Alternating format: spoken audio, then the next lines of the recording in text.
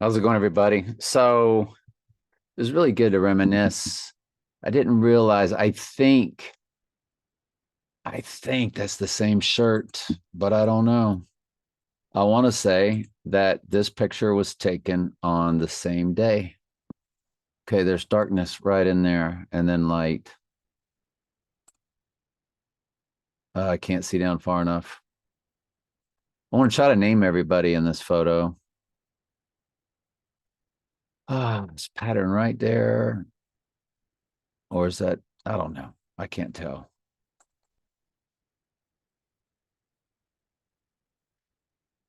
But it's got to be the same era.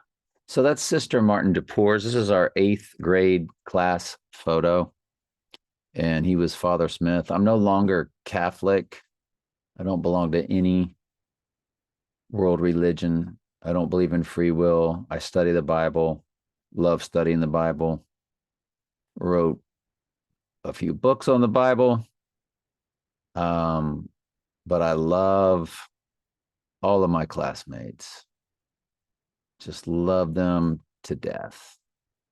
Let's go through them. It's Brian Carney. So we were either Italian Catholic, Irish Catholic, um, Mexican Catholic, basically. It's basically who we all were. And so Brian Carney, remember Brian was very smart. He was always making great grades. There's Andy Parks. I haven't seen him in forever. We did go see Brad, who's up here. Brad started football for the Florida State Seminoles, and I remember Andy and we went up there along with somebody else. This is Francisco Garcia. He came to us late, along with Godfrey Hilado up here. They were buds, came in, I think, seventh grade. We were the only class to ever beat the eighth grade as seventh graders on St. Patrick's Day, the big softball game. We were an extremely athletic class, and the girls were athletic too. We'll get to that in a minute. But yeah, we would go out for a 15-minute recess, pick teams, play ball, and have those same teams at lunch. We would go out and grab one of the two clay fields. None of the other classes played sports like we did. We were obsessed. It was football for half the year, then it was softball the rest. Carl Yastrzemski's son, Michael Yastrzemski, rest in peace. I cry every time that I watch the video of Michael's son with his dad, Carl Yastrzemski, throwing out a first pitch, knowing that the middle son was in our class and passed away very early. But Michael did play ball at the professional level, just not major leagues, and he did play at Florida State also. So anyway, Francisco Garcia, this is Gerard. Why I cannot think of his first name because he had a brother I'm getting confused with. But last name Gerard, that much I know for sure. And if I just can't think of it. I don't know why I'm having a brain seizure. But Gerard, I want to say Timothy, but I think that's his brother. See, I'm starting to say all these names and I'm getting confused. But he was, if I'm not mistaken, went on to high school and was an amazing tennis player, kind of in the realm of Steve Shepard, kind of in that, and Alan Grimes, who Alan was at Auburndale, and then he went to Santa Fe, and I swapped Santa Fe and went to Auburndale. And Alan and I we grew up together, but we went in different directions with schooling. He was public school up to ninth grade, and I was private school up to ninth grade. But we were together at Santa Fe. He came to Santa Fe from Auburndale, and he wasn't from St. Joe's Lakeland or St. Joe's Winter Haven. He was the new kid, and he became class president. And then I went over to Auburndale, and I was the new kid, and I became class president. It's just, and it reminds me of that song, New Kid in Town. Even your old friends treat you like you're something new. And it really happened. Like, because I had a lot of friends through Little League Baseball, but when you're like a new kid and you impact at a school, you're just new. you're just, everybody likes a fresh new face or something. And it was this time here moving through my ninth grade year, which is 75, 76. Those are the best years of my life. You're like, well, what about high school?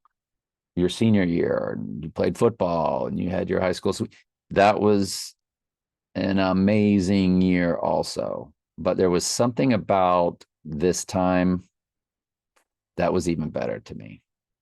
And the music, just measure it by the music. There was no better music than 75 and 76. That was in the middle of your soul music, your disco era. You had all your rock, you had it all. 75, 76. So there's Inez. Picked him up every day. His mom brought me home every day. Got to know his brothers all the way through life. And just a great family. And Inez and I and Brad were the only three from Auburndale. So we got smashed every year at the Auburndale Winter Haven game. We had to show up that next Monday with our heads down. And that was pretty funny. This is Patty. Patty was not with us all 8 years.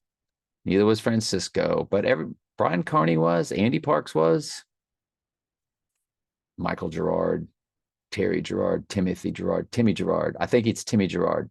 He was all 8 years. That's why I should remember his name. If you were with us all 8 years, I think it's Timmy Gerard. And then Inez all 8 years. Patty came maybe 5th, 6th, 7th grade. There's Krista Podast from Podast, very famous name in Winter Haven with the photos, photography, portraits, family portraits. Of course, he did all. Well, I will say he took this picture. Yeah. And Teresa Spangler. We had 2 Teresas. They both spelled it with the T-H-E-R. So that was the only way I thought you spelled Teresa. And I didn't know there was a T-E-R version, because I just knew our 2 Teresas that we both had 1st through 8th grade. And Krista Podast, when I went to Auburndale, there became, at the tennis courts, speaking of tennis, there was Kista Dove. I had the toughest time. Eric Dove, Kista Dove. She ended up marrying Lynn Jerkins from our class, who was more like Brad back here, one of these gigantic athletes. And so Kista, Alan Grimes and I used to joke about, make sure you don't get them mixed up. And here's Teresa Spangler, very intellectual, lots of brothers and sisters, and just an absolute sweetheart. Love her to death, and extremely good athlete. I remember her racing Andy Parks to the field. The girls wanted the field one day. They decided they were going to play softball or have the field or something. I don't know if it was maybe to get ready for something. Maybe they were going to play against another class. I don't remember. But it was she and Andy. I think the boys, we told Andy, go get the field first. And him and Teresa, they took, and I'm pretty sure Teresa won that. She was a very fast runner. Just love Teresa to death. I cannot remember her name. Great gal. Quiet, smart, was not with us, but maybe just 7th and 8th, I think. She might have joined 6th. I'm just not sure. Pam Walker, the longest person I ever went to school with, because she and I did 8 years at St. Joe's, but we did kindergarten together at Auburndale Central. Yep, Pam Walker. Just love her to death. Over here is Kelly Wiles. I remember her sitting next to me and back of me in a few classes at Santa Fe before I checked out. I just wasn't getting very good grades at Santa Fe. I was a slow learner. What's funny is at St. Joe's, my 7th and 8th grade year, I won the DAR award. I made all A's, few B's. I was a horrible student in like third grade, fifth grade, like not good at all. But then in seventh and eighth, where we changed classes, I really excelled with the math, the science, the history that we got from a male teacher. And I don't know, things just really clicked. Then I went into ninth grade at Santa Fe and things just did not click at all. So it was very strange to do really good in school and then to not do good in school. But Kelly sat in back of me. I remember Spanish in another class at Santa Fe. I think we had Mrs. Z together and a Spanish class together. Love Kelly to death. I'm not sure if she's still with us. So rest in peace. If she's not, I think this is Andy Staper. Stapler without the L, like Staper. And he was only with us for, I think, this eighth grade, maybe seventh grade year. And here's David Carlton.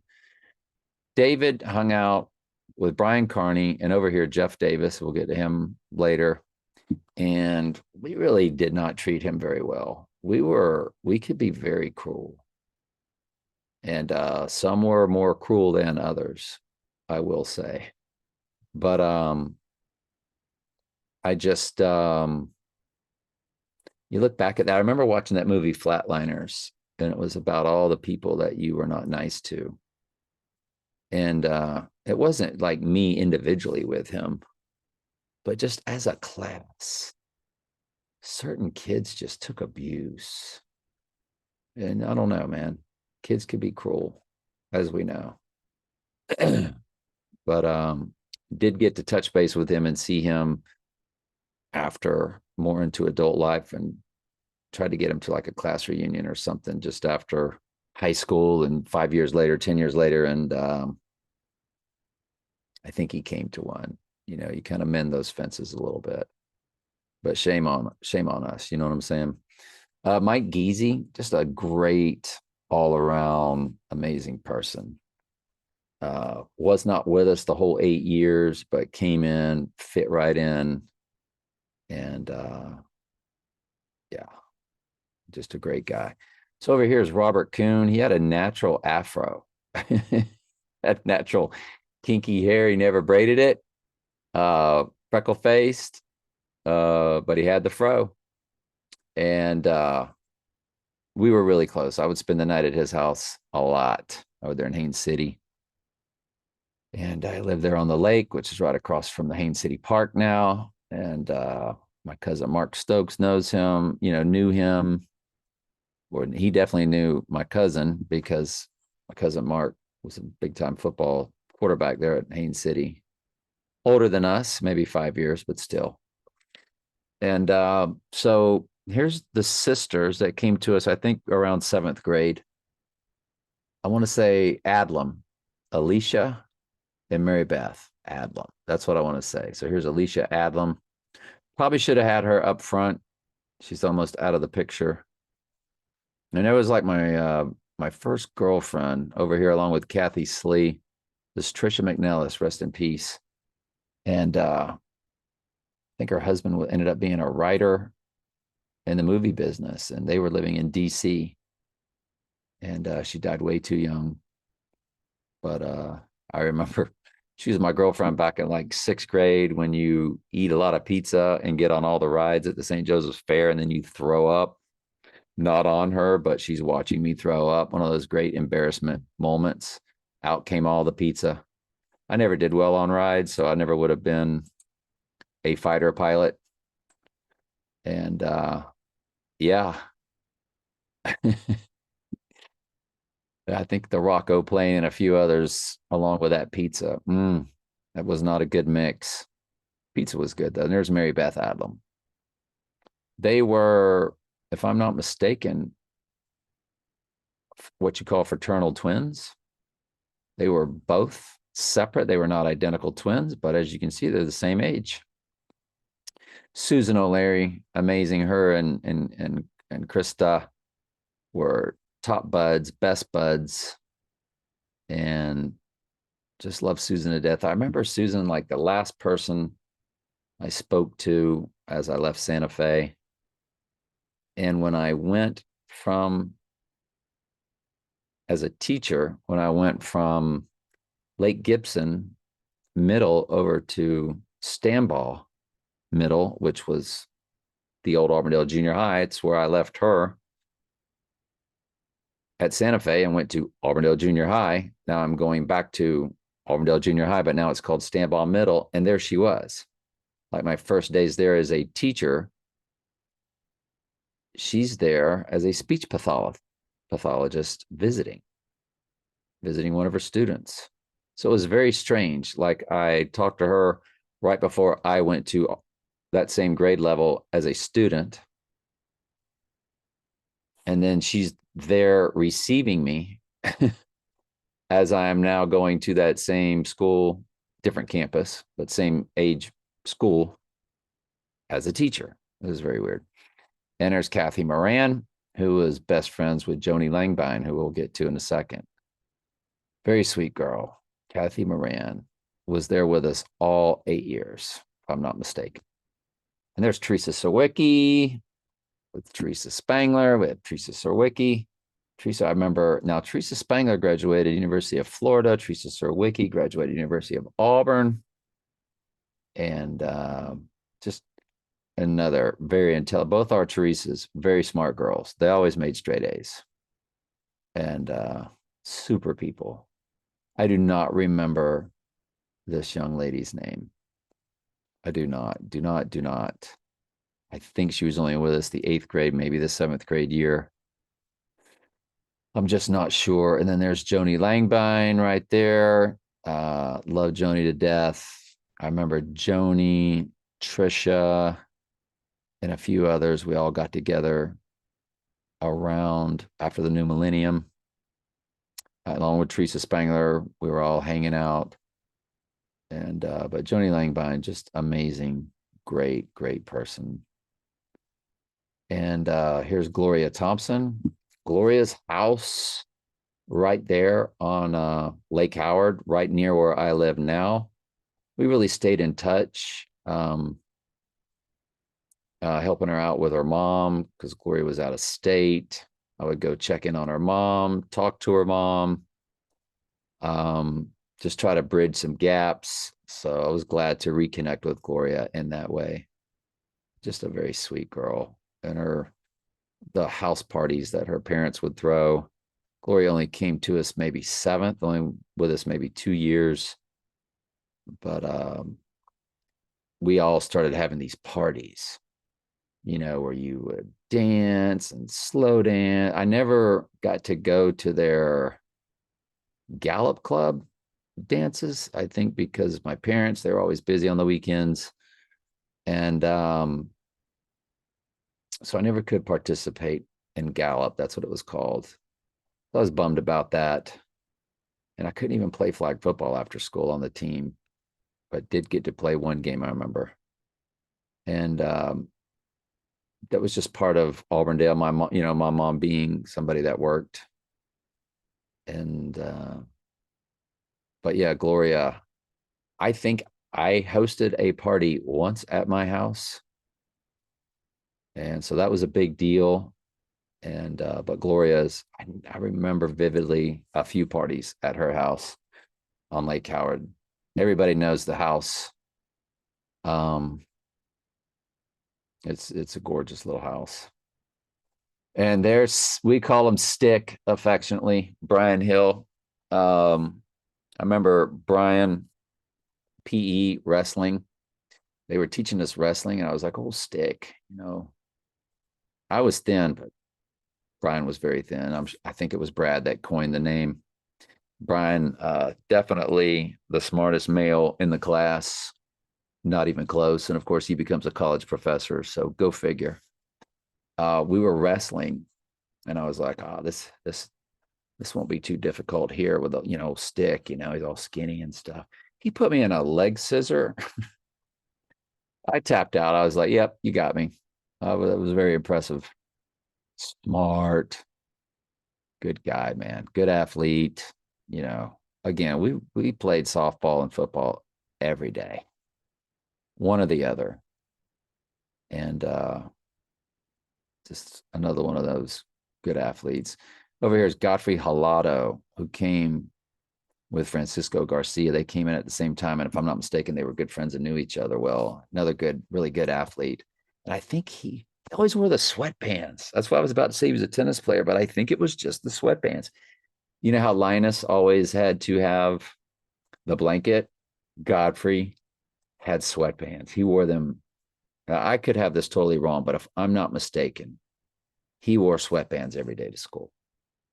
In class, first thing in the morning, he had sweatbands on. If I'm mistaken on that, I apologize in advance. I just remember that. It just popped in my head because I was thinking he played tennis, but no, and he might have played tennis, which might be why he first wore sweatbands, but he would wear them every day to school. And there's Alfred Dumont, the amazing Alfred with that. Look at that hair, and just an amazing athlete, man. He was the only person I could not outrun. Like Beatrice Bumblow was the only person in our class I could not outrun. As Caucasians at Auburndale, and Beatrice was a year older than me, and Alfred was a year older than me. So I will claim that as why I'm runner up. But I tell you, just so fast. And if he and I ever got to be on the same team, like at flag football, that was a good thing. Super athlete, very strong, wiry. And here's Brad, who grew to be a giant nose guard, Florida State Seminoles, great guy. His dad took care of our school. He would come in and volunteer his time. Brad was the oldest, and then he had like 4 or 5 sisters. So I'm thinking mom and dad were going for another boy or somewhere along the way, and sister, then sister, then sister, and I think then another sister. I think he had 4 sisters. Could be wrong about that. At least 3. Just great family, great mom, great dad, great family. Chris Kinson, Chris Peterson, Chris Peterson, Chris Kinson. He is now Chris Kinson. So, you know, we always joke with him about that. Great dude, man. Good, really happy to know him in adult life. Owned a bicycle shop at one time here in Winter Haven, and I was happy to buy a bicycle off of him. And another big dude. The guy's no longer in our class. He left. I want to say his name was Chad. And Chad was short and heavy. And Chris would pick him up and body slam him on his back until he just couldn't take it anymore. I'll never forget watching that. And that's how tough Chris was. Chris was a big, tough dude. Nobody messed with Chris. If anybody would have or could have, it'd have been Alfred or Brad. But we just all didn't mess with Chris, man. Chris was the tough dude, man. And over here is Margaret. And she, as you can see, almost his height. Margaret, very tall. And she was definitely Mrs. Personality of the class. She and I got together our last class reunion that we had with the group. She didn't like my 2020 stuff concerning the illness because she was a nurse. And so she said, I'm about to block you. And I said, let me go ahead and just do that for you. And I really hate that I was like that, or sad that I did that. Maybe she regrets it too. I just had my opinion about 2020. There was something very nefarious and fishy going on. And her being a nurse, she didn't appreciate it. And I respect her admonishing me and threatening to block me. I respect that. And I made an emotional decision. Things were very at a heightened state in 2020. There were lines drawn in the sand. There were a lot of people going. They created the division on purpose. It was to divide, just like the OJ thing, which I think was another staged Hollywood. You know, what was it? This is AC. I'm in the white Bronco. Get it? Antichrist, white horse.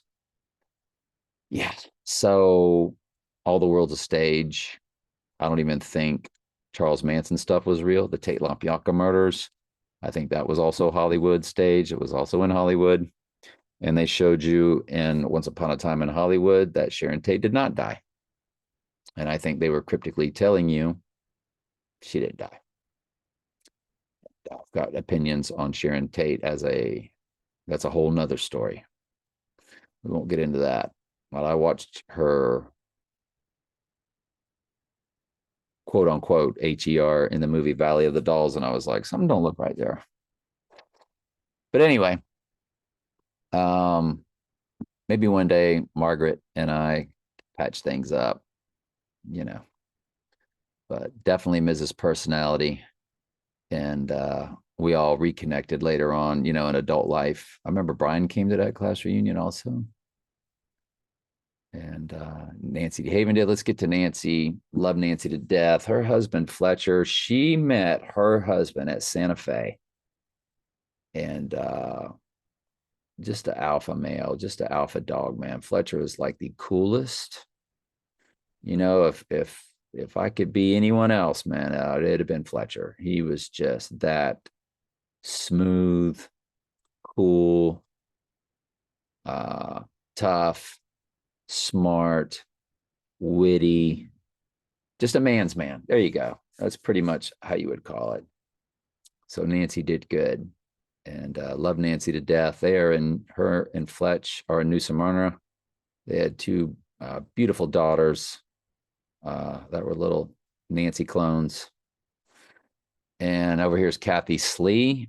She was like second grade, I think, like my first girlfriend. Second grade, if you could believe that. And because she sat real close to me, because it's Slee and Stokes. So, hey, it's all about proximity, right?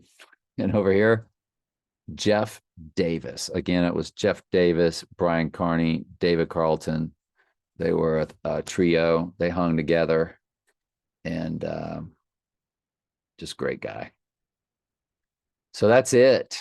This is our class of 75. There were plenty of others. I remember there was a girl named Beth Curtis, and she was not there all the way through, I don't think. Some came and went and came back.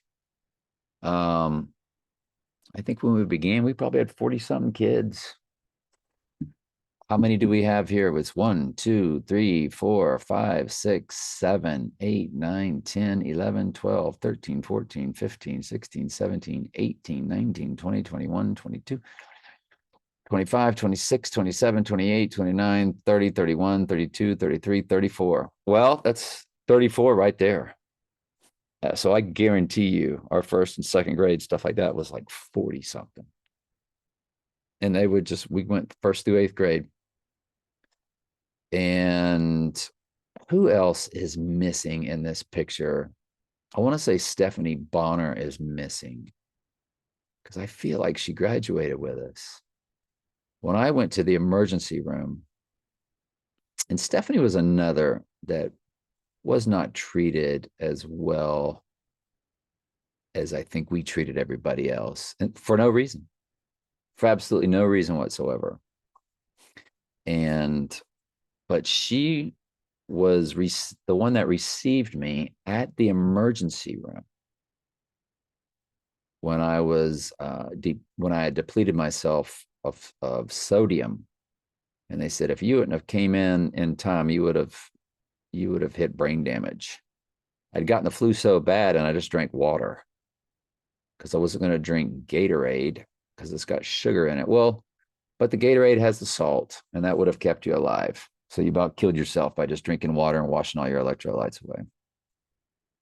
Not real smart. But anyway, that was us.